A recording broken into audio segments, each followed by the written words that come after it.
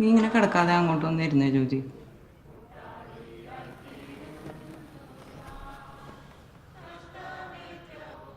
നീ ഒരു മാസ്ക് എടുത്ത് വെച്ചിട്ട് വാ.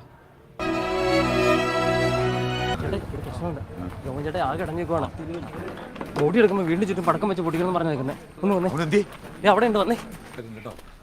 ഇത് കുറഞ്ഞു പോയെന്നുള്ളതാണ് എന്റെ പ്രശ്നം.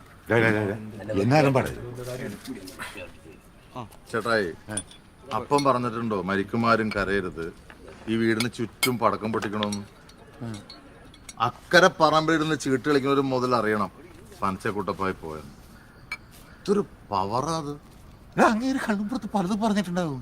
നീ ഇത് സീരിയസ് ആക്കി എടുക്കണ. അപ്പം പറഞ്ഞ ചേട്ടൻ കേട്ടിട്ടുണ്ടോ? അതുണ്ട്. ഇത്രേ ഉള്ളൂ. മോനെ, നാട്ടുകാർ നിനക്ക് പ്രാന്താന്ന് പറയും. ചേട്ടായി പറയുന്നത് ഒറ്റ വരി